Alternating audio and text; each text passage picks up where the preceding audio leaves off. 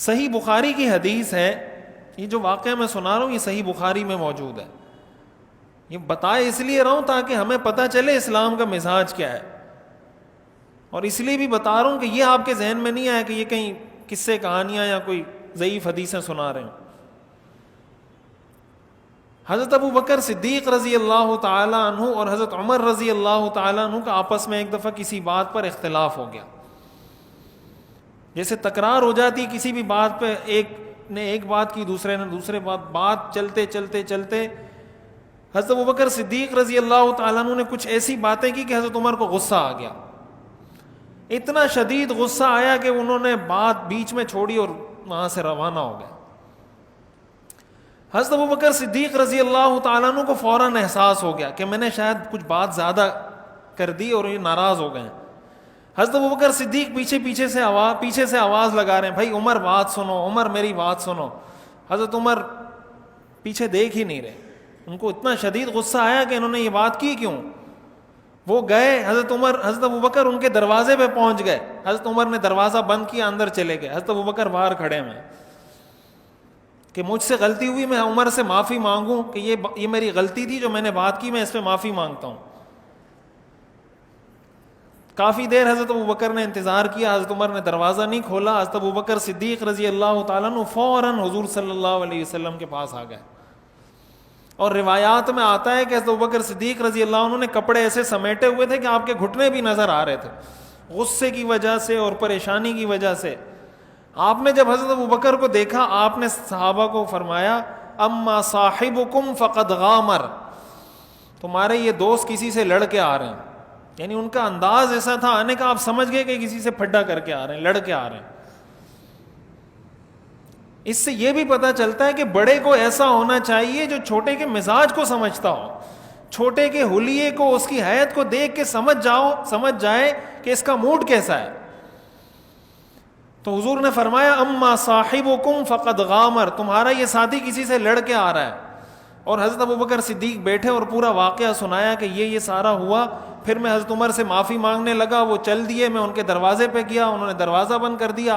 اب میں آپ کے پاس آیا ہوں، آپ ہی ان کو راضی کر دیں. ایک طرف آپ حضرت ابو بکر کا مقام دیکھیں اور دوسری طرف غلطی کا احساس ہوا تو فوراً پیچھے معافی مانگنے کے لیے دوڑ رہے ہیں.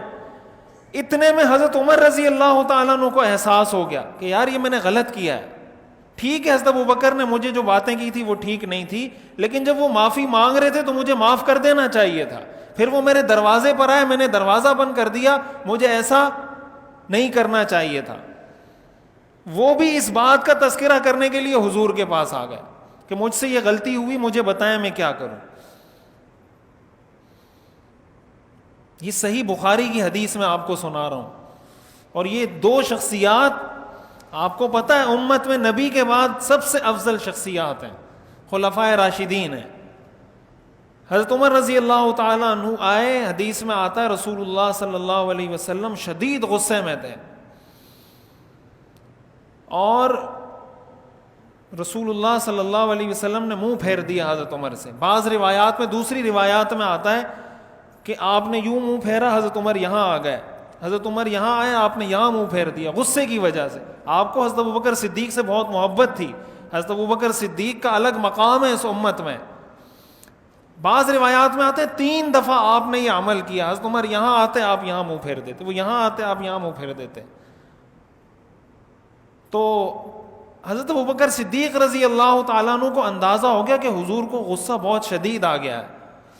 تو حضرت عمر گھٹنوں کے بل بیٹھے اور فرمانے لگے انا کنت ازلم، انا کنت ازلم، یا رسول اللہ ظلم میں نے کیا ہے، یا رسول اللہ ظلم میں نے کیا ہے. حضرت عمر کی غلطی نہیں ہے، میں نے ظلم کیا ہے، ان کی غلطی. بار بار حضرت ابو بکر یہ بات کر رہے ہیں. تو حضرت حضور صلی اللہ علیہ وسلم نے اس بات پہ ارشاد فرمایا فَهَلْ أَنْتُمْ تَارِكُوا لِي صَاحِبِي، کیا تم میرا یہ ایک دوست میرے لیے چھوڑو گے یا نہیں چھوڑو گے. هَلْ أَنْتُمْ تَارِكُوا لِي صَاحِبِي، بار بار آپ یہ بات فرمانے لگے. بَعَثَنِي اللَّهُ بَعَثَنِي بِالْحَقِّ، اللہ نے مجھے حق کا پیغام دے کر بھیجا. فَقُلْتُمْ كَذَبْتَ، تم نے کہا کہ تم جھوٹے ہو. وقال ابو بکر صدقت, ابو بکر نے کہا تم سچے ہو. وواسانی بنفسہ ومالہ, اپنے مال سے اس نے میری مدد کی, اپنی جان سے اس نے میری مدد کی. آج تم اس کو معاف کرنے کے لیے تیار نہیں ہو. یہ عمل ہے کس کا؟ حضرت ابو بکر صدیق کا, اور عمل ہے کس کا؟ حضرت عمر فاروق رضی اللہ تعالی عنہ کا. آج ہم میں سے کون اس درجے کی اخلاقی جرت رکھتا ہے کہ اس کو اپنی غلطی کا احساس ہو تو فوراً دوسرے سے معذرت کر لے؟ نعرے لگانا تو آسان ہے, عاشق رسول کے نعرے لگانا اور عاشق صحابہ کے نعرے. بھائی یہ صحابہ کا طرز عمل ہے.